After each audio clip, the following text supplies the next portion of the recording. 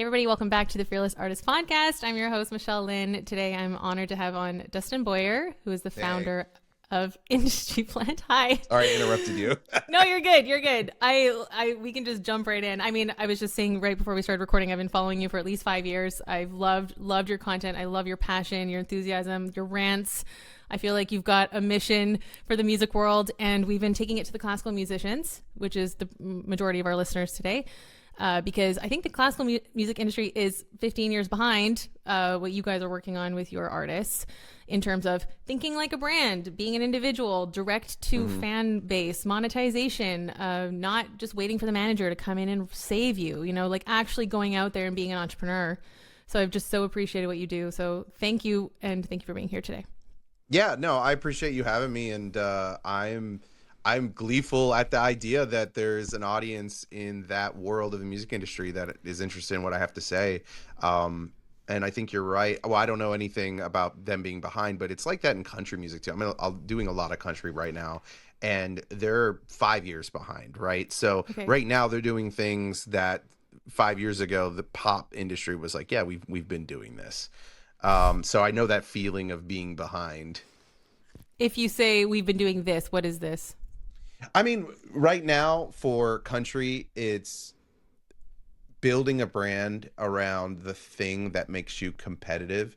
Pop music's always been really good at this, but early in the TikTok days, a lot of pop musicians sort of figured out like, okay, what makes me interesting? Like, how can I stand out in, if there's a bin full of red apples, how can I be a green apple is the analogy I like to use. And pop's always been good at this, but they sort of looked at the content game and they're like, okay, people like this about me, I'm going to be this, but to the max, to the extreme. And country music's always kind of had an issue with that. Like if you look at the CMAs, half the guys show up in black cowboy hats, like they're all the same. And so the conversations we're having with the country world is, how do you stand out as a country dude? How do you compete?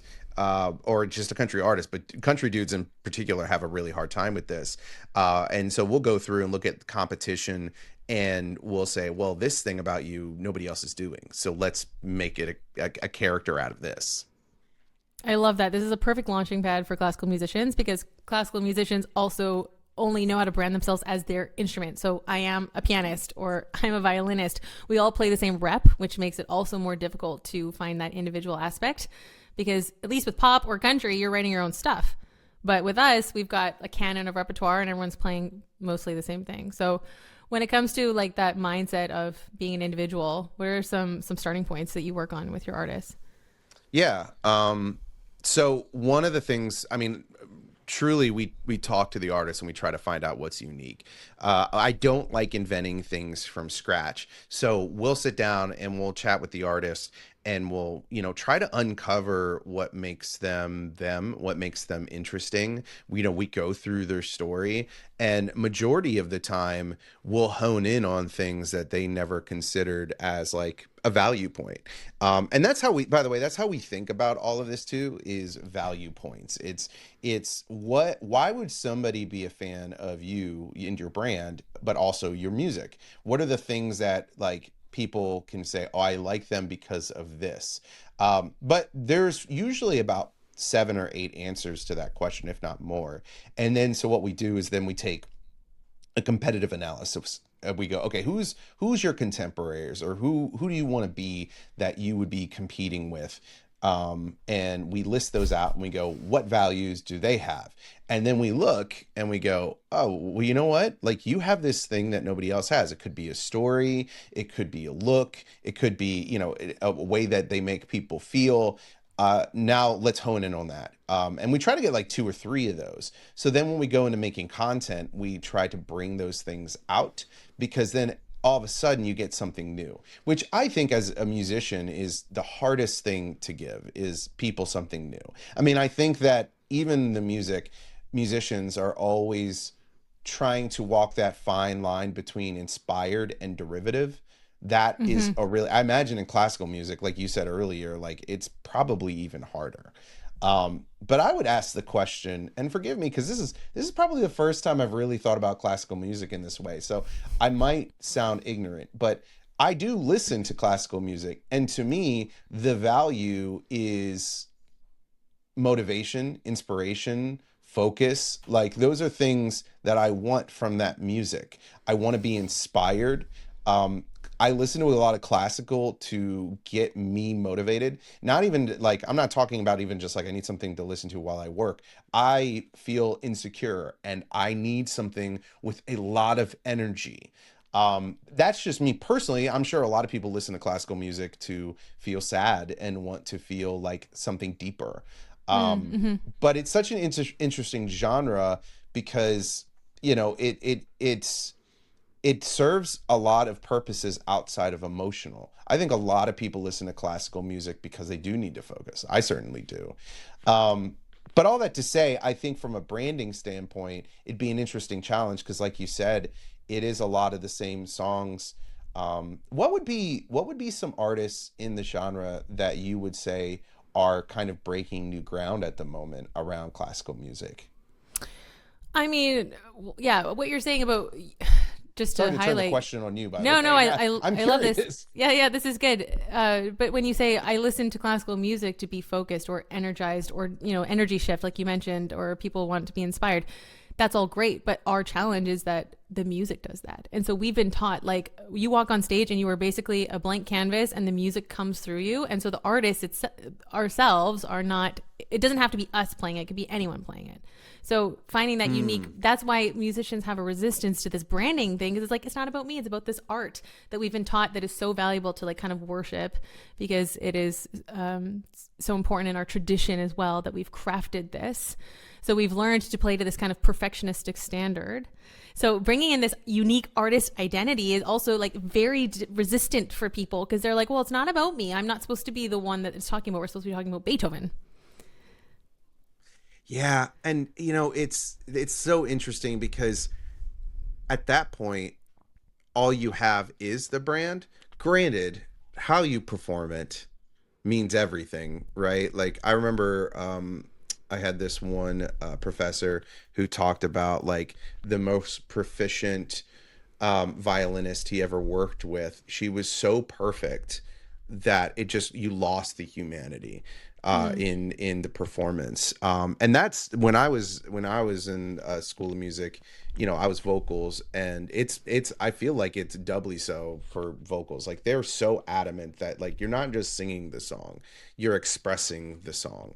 So in the performance, there's that. But obviously, that's a hard thing to sell if you are trying to connect with people digitally because you really only get that live. Like it's really hard to convey that.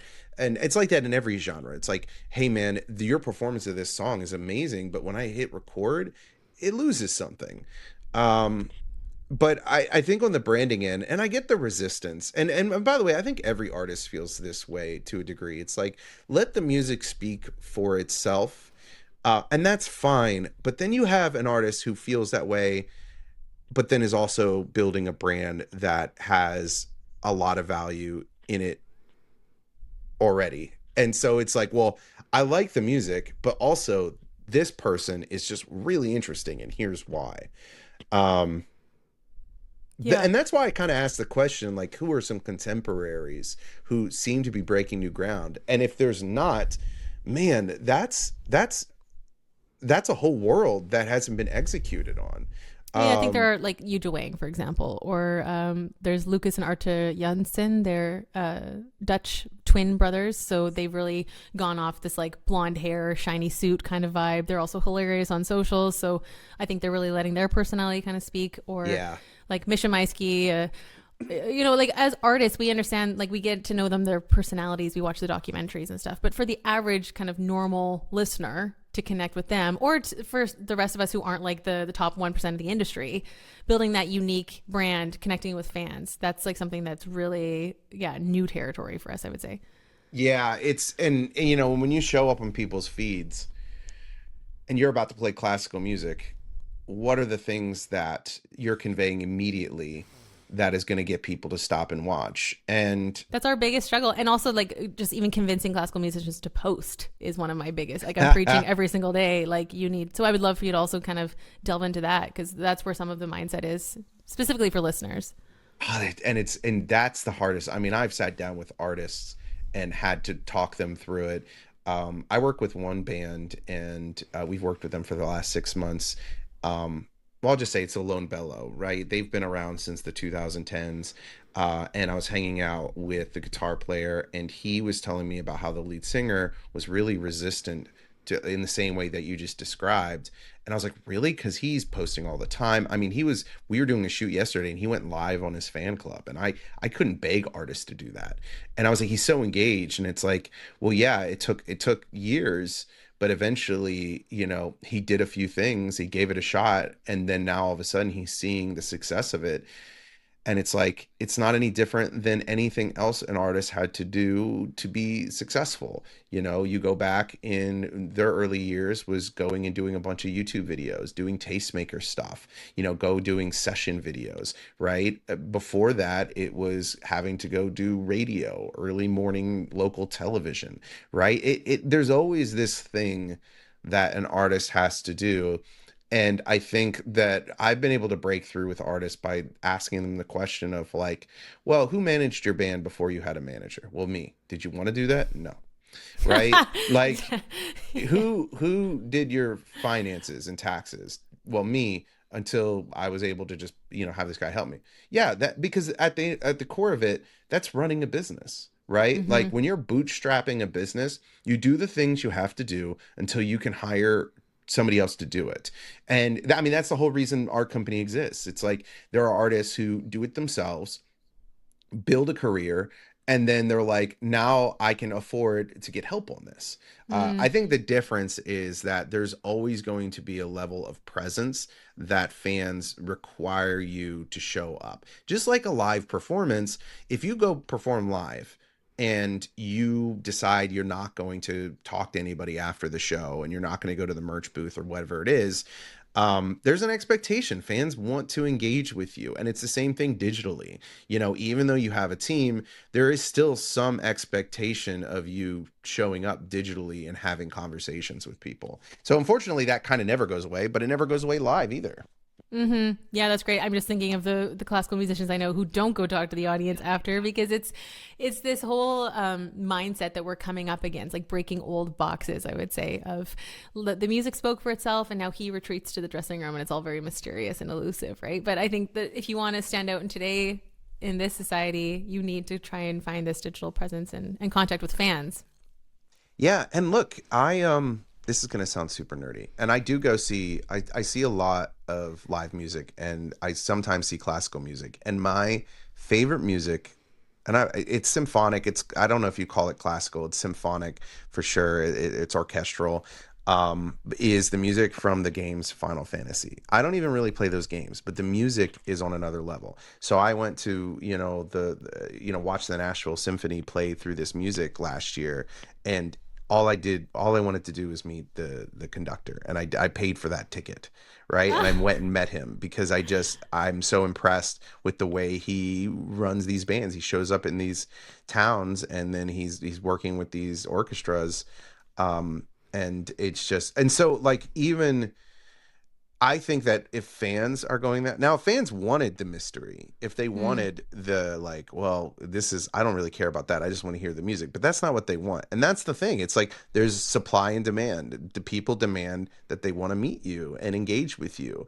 And it's only going to get more in depth that way, because AI, the dead internet content, it's going two ways. It's going the way of, like, how can I output as much crap as possible to grab people's attention, and it's Yeah. disruption and it's spectacle, and people are going to get really tired of it really quickly. So they're going to be looking for, well, I want to know the artist, I want to know how they made this, I want to understand them at a deeper level, because I don't have that anymore. It's all slop. That's why you see, like, big movies getting trashed, while small independent films, I mean, A24 is brilliant at this, right? They're taking tiny directors, and they're like, what's your vision, right? And because they're seeing this demand for intimate experiences in art. Mm. And honestly, classical music is, and I think in a better position than it has been in quite a while, because what comes with that is everything niching down as well. I think that niches are more powerful than they used to be, and people are willing to spend more money on niches, including classical music.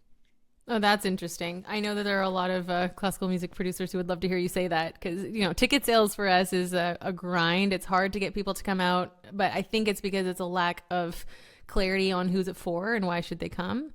Um, I don't know if you've heard of candlelight concerts. They have Yes. concerts. Yeah, okay. So I play for them here in France and Belgium, and they've really learned how to sell this experience. So Yes. the music is part of it, of course, but it's really about this, wow venue and jaw dropping effects when you come in, and the candles are so beautiful, and you can get the Polaroid picture after, and they sell candles at the door for merch, and it's really become this thing, not just come here, a string quartet, play Vivaldi. So that's been an interesting thing for me to see the marketing side of that, and they're doing super well. They're global everywhere. They've been going strong for 5 years.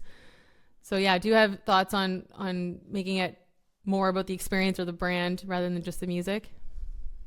Well, and it's tough to sell the music because they've heard it, right? And they're aware of it, and it's a nuanced thing. It's like, here's our approach to it, here's how we interpret it, here's how we make it exciting. That's hard to sell. But the experience thing, and by the way, the experience thing is happening all across live music. I just had this conversation last night with somebody where we were talking about how arena shows are selling at a higher price and they're selling out, while mid-level and smaller shows are not doing well. And Okay. it's, of my opinion, is because these massive arena shows have sold an experience. You're not going to see Jelly Roll. You're seeing Jelly Roll and his friends, and it's a whole party, and it's a thing that like you can't ever get anywhere else. And Mm-hmm. they're sucking up all the money. And the mid-level shows haven't caught up to that. They're not they're still thinking like I'm first of three, right? Like I'm headlining and I've got this guy on tour with me and here's my 10 songs. Um, I'll go back to the Lone Bellow. They just played the Ryman, and their show, they're changing it into that. It's a hugely dynamic thing that ebbs and moves. It goes through genres. It feels like church at one moment and a rock show from the 50s in the next. And when people, they have 300,000 monthly listeners on Spotify, yet they're selling out 1,500 cap rooms, because now it's not about passive listenership and massive streams. It's about a live experience that is unique to them, that people are talking about. And I think classical music, it's cool to hear about that candlelight thing because that's brilliant. I think that's exactly how you have to do it. Yeah, amazing. I mean, I run a small chamber music series, and I've been trying to think about this experience. Like, how can you invite people to be like, you're here, then more just sit passively and listen?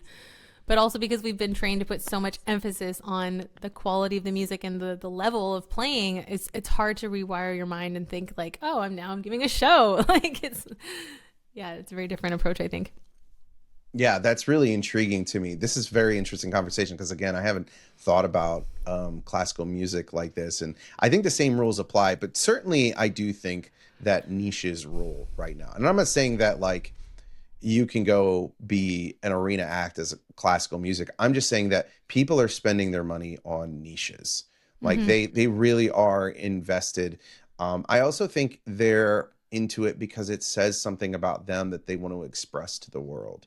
People have always used music as a way to like express their own personality, but I definitely think that like, especially with the excitement around data that Spotify Wrapped has created, where we're all sitting around and you get this, there's awards. I don't know if you tried the Spotify party thing. We did it on the pod yesterday.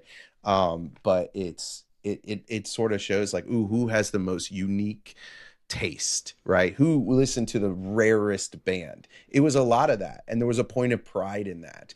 And I Yeah. think that's probably true for people who listen to classical music. Yeah. Coming back to the arena shows and classical music, I have to say Hans Zimmer is doing it very well. He's currently on a stadium tour across Europe, and I saw his show in Dusseldorf last month. Are you a Hans Zimmer fan? I am. Okay. I don't know if my friend of mine did marketing for him Oh, okay. last year. She might still be doing his marketing. I have to follow up. Okay, well, they're But she doing a reached great out to job. me. earlier this year, and she's like, can you help me, or last year, and she was like, can you help me with like some marketing stuff? And I kind of told her, I was like, hey, I'm exiting my company, like, no. And I still think about that, like, because I love him. I think he's fantastic. Okay, that we have to come back to that. But anyway, a good friend of mine is now his new flute player on tour, so I got to go see them. And Oh, you're right that's about so the good. experience. Like they have, the colors and the vibrance, and there's the one point where there's like synthesizer bass shoots through the whole arena, and you can like feel it vibrating in your very core. And then they have a ballerina come down, and she's covered in this kind of diamond sequency thing, Oh and my she starts God. doing flips in the air as you're watching. So I was realizing as I was in there, like, this is so much more than just the music. And also, like, he's a film composer mostly, so Yeah. usually the music is like an afterthought after the images. So it's cool to how they've like elevated it to this thing where it's now this whole show and experience. Does he play a lot of his movie music? Yeah, the whole show was going through the different films. So Gladiator, Lion King, Pirates. When they did Pirates, they all had pirate flags. It was awesome. And it's funny because I have noticed, it's funny, classical music is kind of reminding me of Legos. Um, there's building blocks, but there's franchises, right? Like there's getting people, I mean, everything that I've been, sorry, I'm kind of all over the place here, but This is Legos great. This has is done great. this thing where they're like, Love well, it. we're selling Legos, but what if we franchise it to Harry Potter and all Right. these things people know and love? And now that I think about it, every single classical thing, I was talking about Final Fantasy earlier, but we did and went one for Harry Potter. We did one for, I think it was Frozen, with my girls. Like I've seen everything I've seen has been around that music, and so that's a clever way. I never really thought about them doing it that way. Yeah, Lord of the Rings is also very popular, and they're Yes. screening the film as the orchestra plays live, which is really great to get people in the doors. Because the idea, I mean, I think classical music is like, okay, if we do some more popular music, let's say like film stuff, then people get through the theater and they get over that speed bump of elitism. Because I think that's really Yes. the hang up with classical music. So it's like, let's get them in the theater so they can see that there's no shame. They feel comfortable. I talked to Audrey Bergauer on the podcast, and she talks all about how to get audiences to come back, because 90% of people who come to a classical music concert apparently never return because there's things like mild shaming. For example, somebody claps after a movement. You're typically not supposed to do that. So then they'll clap, and then everyone else gives them the side eye. So then they're like, oh, I don't belong here. So there's all these like, or if they show up in like a t-shirt and jeans, it's like, you were supposed to dress up, you don't belong. So there's all these signals that are being sent to newcomers for new music, that we need to try and eliminate if we want to sell more tickets to our concerts. Yeah, and that kind of sucks because I mean I get it. I went to school of music, and we would have to go see like two shows a week or whatever it was, and I remember there would always be somebody clapping, and I'm sure that almost most classical musicians probably went to the school of music, and that elitism really, I think, starts there. I remember that. And I remember even, I did it for about 3 years before I decided I wanted to be in the business of music. And I remember it being a very big turnoff, even just as a musician, of just being like, why can't it be this? Like, why does it have to be so, you know, melancholy sometimes, the way you approach it instead of joyful? So I love to hear that that's being thought about actively. Yeah. I would love for you to talk about what you did, maybe at Venture, and now what you're now doing with Industry Plant. Yeah. So, for those who don't know, I was at an agency for about 6 years called Venture Music. And when I joined in 2019, I was a manager, and they were wanting to make the shift. I was wanting to make the shift.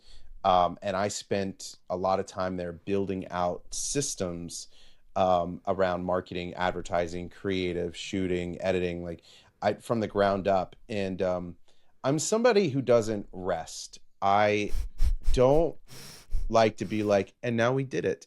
And so I got to this point, and there's a lot of reasons why I left, and I talked about some of them on like a video I did.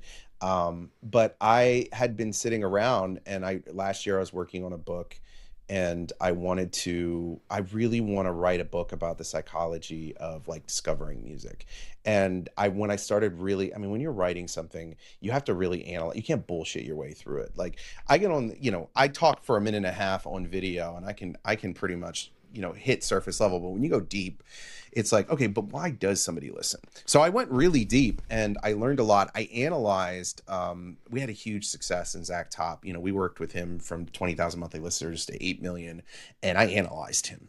I studied him like a book, and I came to a lot of really great conclusions. But the problem is I had kind of built this company in a way that nobody wanted to go deeper.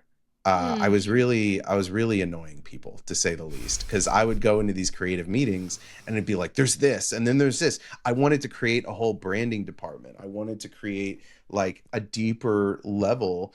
And I think with the success of Zach Top, we had 50 clients. They, the owner, the majority owner, he just saw all this money coming in and was like, why do we need to spend more time and money? And to a degree, he's kind of right. Like, if that's the system that he wanted to build, he had done it. He had, the work was coming. It was effortless. We were churning out stuff that was fine. But I was bored because I wanted to go deeper and I wanted to explore. And even my wife was like, you're doing well. You barely have to work at this point. Like, you're making content, you're doing the things that you love. And I was like, but I'm not. I have a need to go deeper, and I don't have a need to make money. Not that I'm not well off by any means. I'm not, I need to make money like all of us, but I have I think musicians can relate to this. It's like, there's a guitar in the corner. Are you going to pick it up? Your instrument's in the corner. Your arm just wants to reach for it. Yeah, exactly. And that's how I feel about this, like this studying of the psychology of a listener and a fan.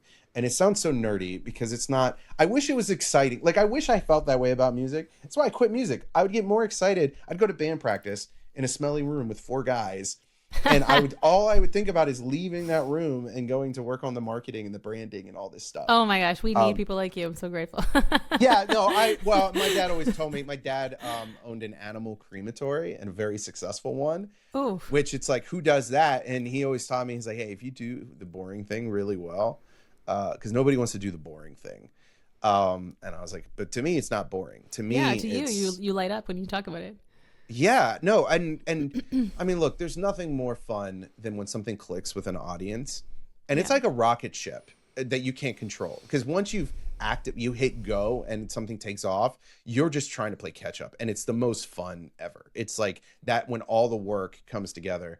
But yeah, so I was at this point where I saw something more interesting in my future. Not that, and also, I had built helped build this company that I owned a very small part of, and I was putting in a lot of work, and I was like, I kind of want to do that for myself. I want to, experience the joy of building something from scratch on my own that I own, and a team that, feels like they look towards me to be like, what's next? Like, that, to me, that was really exciting too.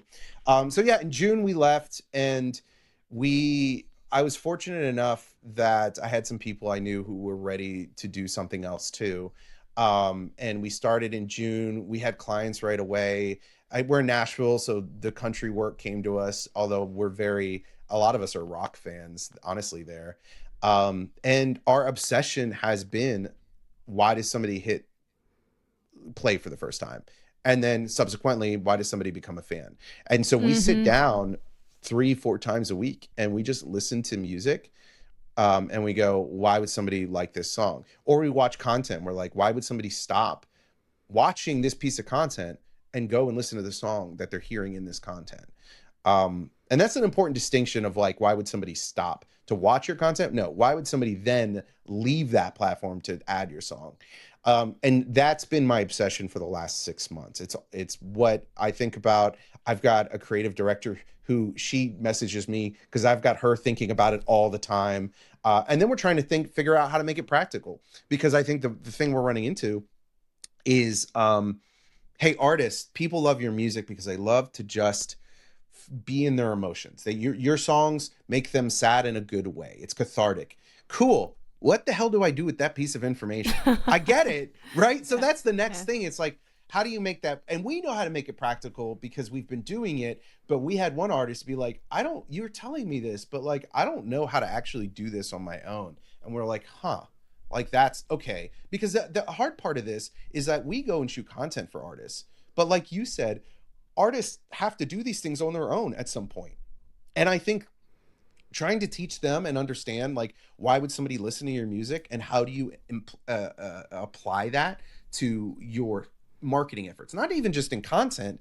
And going back to the candlelight thing, why would somebody go to this show? Well, because it's an experience and you have to show that experience, right? There's a path to the marketing where you can showcase that. But when you talk about psychology, when you talk about emotions, how do you show that? You know, that's where there's a lot of creative talent involved, because it's a hard thing to do. Mm-hmm. Yeah, this leads me to the next question of, for those of us who are posting, what is the link? And I know you talked about this in a recent post, of the hook of the content needs to be the same reason of the hook of the song. So do you have anything around how we can bridge the gap between like a social following to getting them on the Spotify or the monthly listeners? Well, I will say, for anybody who's had any success, like on any post in particular, and you have engagement, the first thing I would do is go stare at that engagement and write down everything that's more meaningful than an emoji, right? Fire emoji, can't get anything from that.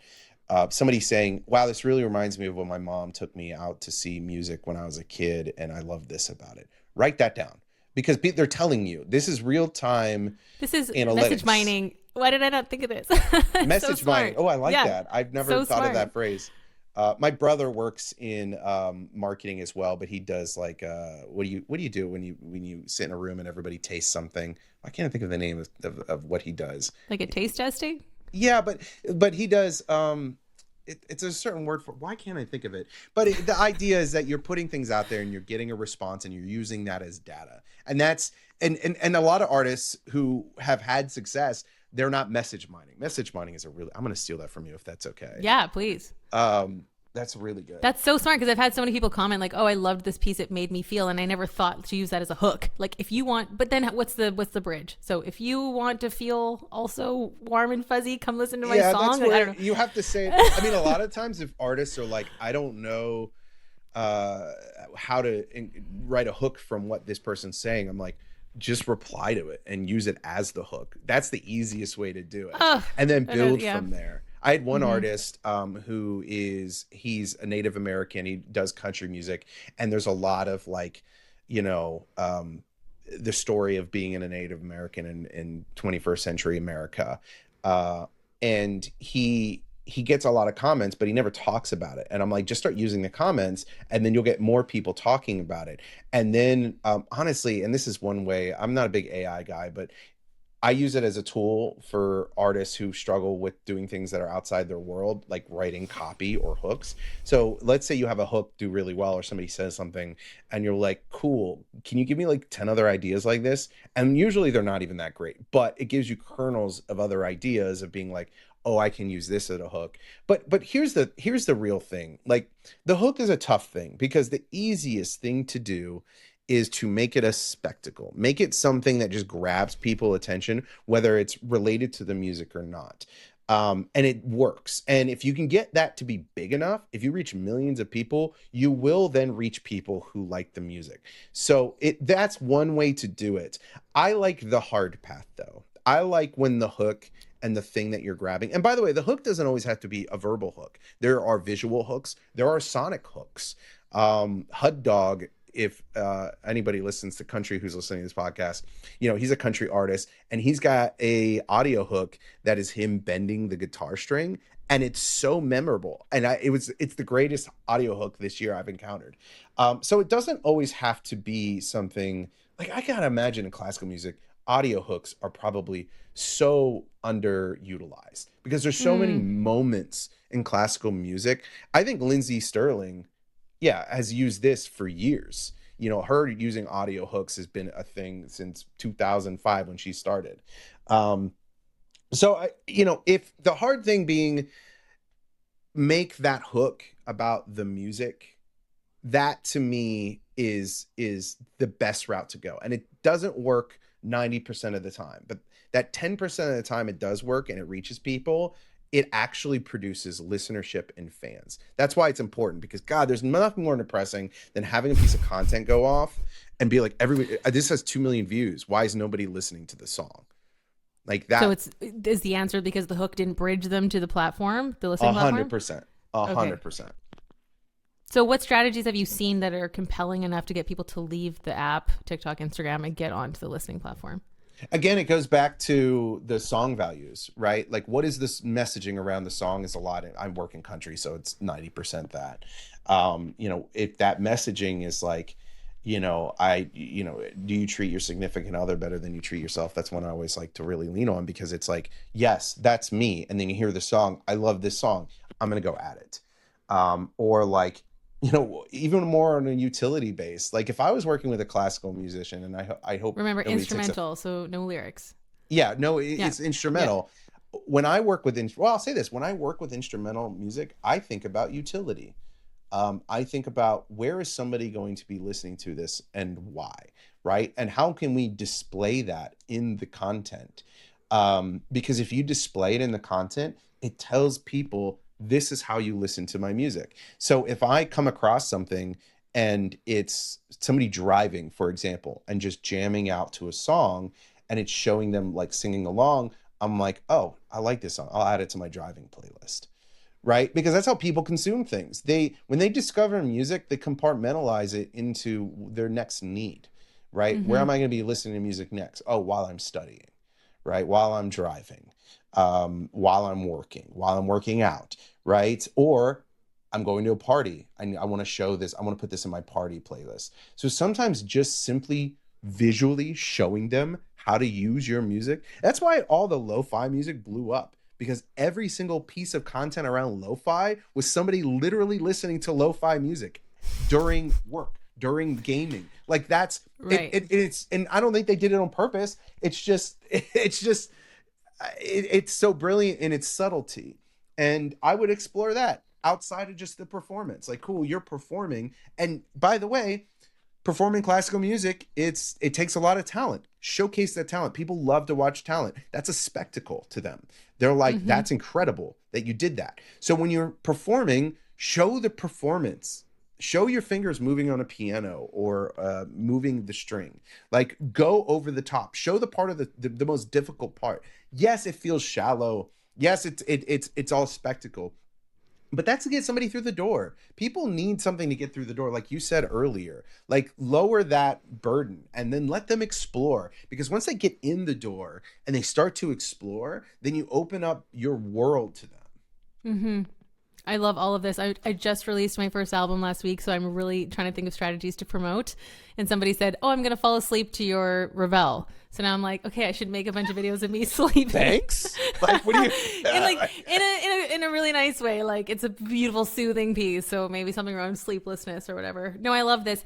Can you talk about like why numbers are so important? Like, what does it change if you wake up and you've got 500,000 monthly listeners versus, like, for a classical musician? Most classical musicians I find on Spotify have less than 1,000. You know, like Yeah. the lesser than sign. You know, the little sign of shame Oh, that you that's see. it's brutal. Well, now on Spotify, you're not even getting paid for less than 1,000. So Right, the right. sting is, which I don't necessarily disagree with, but I understand the sting of that. Um, Numbers are an interesting thing, because for the most part, I've mentioned this earlier when just talking about a niche altogether, is that like, you you could be entirely successful making money live or selling merchandise and building an SMS or an email, and still have 5,000 monthly listeners. I've seen it done in niche genres. So the numbers, to me, they're sort of misleading in some ways. They're a symptom of success, not what you're aiming for. Um, so it's difficult, because they are important in the sense of like, one, your temperament and a measure of your success, and how you feel about things, and knowing people are listening. But they are not the end game. They are like the top of the funnel, the thing that indicates that your top of funnel is effective. The real question is, if you have 10,000 monthly listeners, have you done anything to engage those 10,000 listeners? Because most artists don't even think about that until they're like at 200,000. And even then, I mean, I talk with teams all the time that have 500,000 monthly listeners. And I was like, what are you guys doing on the email front? And they're always ashamed. They're always like, nothing. We haven't sent any emails out in like 2 years. And I'm like, don't be ashamed, because nobody does. Even the Right. labels, they're all ashamed because and they're like, we know everybody's beating us at that. I'm like, no, nobody is. You have millions of streams a month, and you're not doing it. But you could start so early where you're like, what do I want to do? Well, I want to play Atlanta, Georgia, right? Okay. Do I have any listeners from Atlanta, Georgia? Could I run an ad to Atlanta, Georgia and collect some emails and start to engage with people at a deep level? Am I a good like writer? Maybe I'll start a Substack and bring people over to Substack and write to them and include my writing, my brand around writing with my branding around playing music, or maybe a Patreon. Like go deeper sooner, especially in a niche. If you're a pop artist, this is much harder and you need those numbers. But as a classical, any niche, really outside of country, pop, I would even say it's true of country, but really pop and our rap are the only genres where this is very difficult to do early on. Can you talk more about how to capture your monthly listeners? Because to me, those are numbers I don't have access to who those people are. So I've got my Instagram following, but I'm at 20,000 monthly listeners. I don't know where they're coming from. Well, and this part sucks because this is usually where I get technical and everybody goes, well, I don't know how to do that. And I get that. But a lot of it is on the back end of the data side. So if you have people, ads, meta ads are the best way to do this. If you're posting on Instagram and you have a following, setting up an ad to retarget them and having a really great incentive to sign up for your email list, that is the best way to do it. Yes, you have to go listen to Andrew, who I do the podcast with, Andrew Southworth, and he 4 cents, my 4 cents. yes, but he teaches essentially for free on his YouTube how to run meta ads, and he's everything he does is absolutely correct. So if you want to learn how to do it and be like, you know what, I'm going to do this, you can set it up one and done. Like you can set up, I'm going to run an evergreen ad campaign where I'm retargeting everybody who engages with my Instagram to say like, hey, I've got this song. I'm not going to put it out, but if you want to hear it, sign up for my email list. And you just run that forever. I've run those for years, and they'll drive, we can spend $100 and drive like 30 or 40 email signups. If we know we're going to go on tour, we target those cities and we just drive signups from those cities. And then we turn around and go, hey, we're doing, pre-sales for our tickets, buy one, get one, or not. Don't even offer a discount, just sell them. Right. So to me, that is, oh man, like segmenting your email campaign. Yeah. Yeah, 100%. I mean, yeah. And again, it's work and it's like actual real marketing, right? Over like just posting content. But you're going to get closer to success that way in a niche than you are just posting video after video after video. I say all this knowing that like I run an entire creative agency that works 5 people work 40 hours a week to accomplish this. It is a real job, but so is the plumber has to do it. The landscaper has, every business has to do this. This is not unique to artists. And so the sooner artists realize, oh, if I want to make money from this, I have to treat it like a normal business. The sooner you get to like overcoming those hurdles and figuring out, okay, how can I accomplish this? And what can I leave? And this is the important part. What can I leave on the table and just focus on, I'm going to make content. I'm going to build an email list. That's what I'm going to do for 6 months this year. What am I going to do in the second month? Like it's called signal is entrepreneurs like this idea of signal. Like your signal only has so much capacity. Stop spreading yourself thin. Focus on 2 things, do those 2 things in marketing and be done. Don't try to do it all.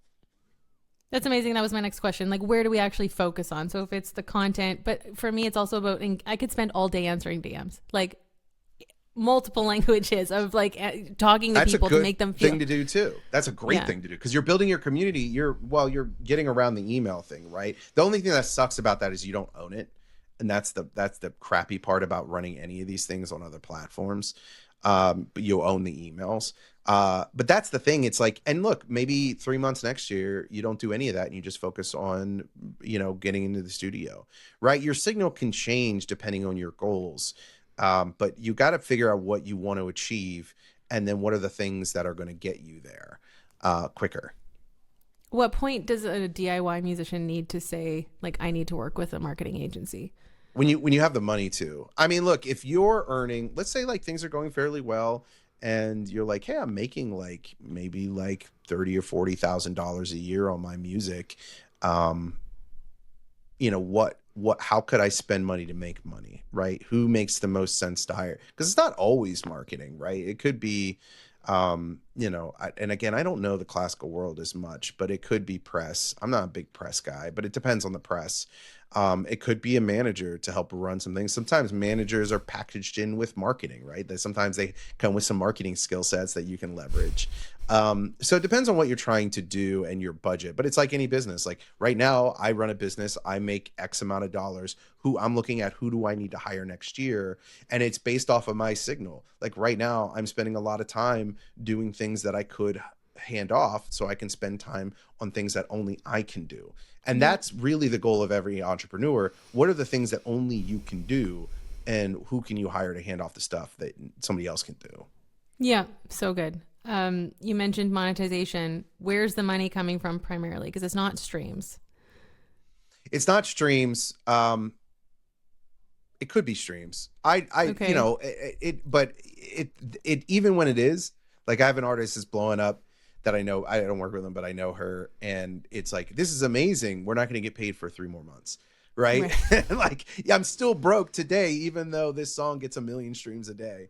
Um, I'll be honest with you. This is a blind spot with classical music. In country, I try to get to merchandise as quickly as possible. I try to Okay. build like a funnel that allows me to run $100 ad that produces $500 in merch sales that I run all of the time. That's the 5x ratio on merch. I would think for a classical musician, your potential fans are mostly interested in you as a virtuoso. I think that's what's interesting to me when I speak to, a violinist. I'm just astounded at their talent and their dedication. And so what they have to say and how they engage with me makes me feel special. So I think apps like Substack and Patreon, where you create a subscription, I think that that's better than a merch because Mm-hmm. your brand, especially early on, buying into a brand is hard, but connecting with people and supporting people at $5 a month, that ramps up really quickly. I have artists that start those pretty early and they're like, I'm making 2 grand a month just off of like, 100 people. And they're Yeah, all it's fine amazing. with this. Now, And don't underserve them. You've got to live in that fan club, that Patreon, whatever it is. yeah, But that I think is the most accessible way to make money. that's so interesting. Do you equate Patreon with the Instagram subscribers? Are they on the same level of funnel for you? Yes. And that's another good point because I have one buddy of mine who treats actually it's TikTok live the same way. Where again, I kind of hate it because I don't like Meta owning or TikTok owning data, but there is a world too where I can easily imagine a musician, a classical musician, going live on TikTok and taking requests. Yep. This is how this artist makes majority of his money. He'll go live and he makes probably like 10 or 12 grand a month, and he doesn't have a huge audience at all. Like he But just people goes giving live. gifts to him on TikTok. They make requests, they give gifts, but Okay. he's live. He's live a lot, like 5 days Okay. a week. He 3 Holy. hours a day. Like he Okay. Okay. treats it like a job, Yeah. and he's building his audience. His numbers are fantastic. And a year ago, he was in a completely different place because now he spends all of his time and all of his money building his business. So there are, Instagram subscribers is another way I have to do 6. it. And You I'm have like, six. I need. Yeah, I don't know. I don't know how to grow them. I'll be honest with you. I haven't used that yet. Um, but so I don't have a lot of advice on how to do that in particular. The live thing I like a lot. I've seen a lot of bands through COVID. Halocene was a metal band that I used to work with, and they played live. And then they over COVID were like, let's do Twitch. And now it's just the lead singer and her husband, and they go on Twitch, 5 days a week, and that's their job, and they make really good money. That is the stage lately. But there are so many revenue streams through social media. But as an artist, like if an artist comes to me and it was like, do this for me, I'm like, mm-mm. Like you have to be the one. Like you cannot hire a team to do this for you. You have to be engaged at a level because you're driving a community. That's really like anybody who watches people live online it is community. That's what it's about. So if you're not driving that personally, then you're missing it. So there's a level of ownership that classical musicians need to take to say, yes, I'm going to let myself be seen and be the face of this thing. Yes. Just and look, mystery is done. Like there is no, I mean, you look at, I did this whole thing about Billie Eilish earlier this year. I did like a case study where I compared her to her predecessors in like the 80s and the 90s and 2000s, where like even her at the top of her game is nowhere near as mysterious as John Mayer was at the beginning of his career, like even 25 years ago. You can't be. I mean, every year Billie Eilish does that variety thing where she gives her update, right, on like her career. That's what people want right now. And they've wanted it for the last 10 years, if not longer. And so you got to get over it. And you might say, well, you know what? I don't care. I'm not going to do it. Well, there's somebody who does care. And I hate to always be like this competitive guy, but it is true. Like you're competing with noise, and you're competing with people who want something or who realize people want something and they're willing to give it, and you're not. That's supply and demand. That's business. I hate to be so like, suck the fun out of all of it, but that's what you got to do if you want it to be a business. Yeah. I know you have a hard stop, so I want to respect your time. I actually don't have a clock in front of me, so yeah, thank you. Yeah. If you had to launch a classical artist tomorrow, what are you focusing on? After this conversation, because I had not given it a lot of thought, after this conversation, live. I actually think that that's the best way. It depends on what they're into. Like if they were also very much into writing a lot, I actually think that, and I keep going back to that, but I think people who are interested in classical music are also the kind of people who love to read very insightful and interesting things. But I would 100% be like, you're going to perform live, and you're going to talk to people on the camera, because nobody in classical music is doing that. I'm on lives all the time. I do not see that. And I think that would be, that would pull, people would be like, oh, this is awesome. Also, not for nothing, again, it is about the listener and their story, and you're giving them access to feel, I like classical music, right? There is a superiority to that. We gotta lean into that. Yeah, like that is, look, like people who don't create take your creations as part of their personality. That's why Suno and AI all kind of suck, because now they're just doing it themselves instead of going to the artist. But it's hard to understand that as a creative person, that they take ownership of you and your music in the same way that you also do. It's very bizarre. But you got to lean into that. So live, 100%. Okay, amazing. This has been so insightful. I could go for hours. Thank you so much, Dustin, for your time. I could too. I enjoyed this one. Was good because I haven't thought about classical music, and it was sort of interesting and challenging to talk about. Okay, great, because we need all the help we can get. Yeah. So, how can people find you? How can we follow you? Industry Plant. We are Industry Plant. Dustin the Industry Plant. If you Google Industry Plant, if you Google Industry Plant, you're probably going to be like getting a lot of what is Industry Plant. But yeah, you'll find me, Dustin the Industry Plant. Perfect. We'll tag everything in the show notes. Thank you so much for being here. And thanks everybody for listening. And we'll see you on the next episode. Thanks so much. Thank you.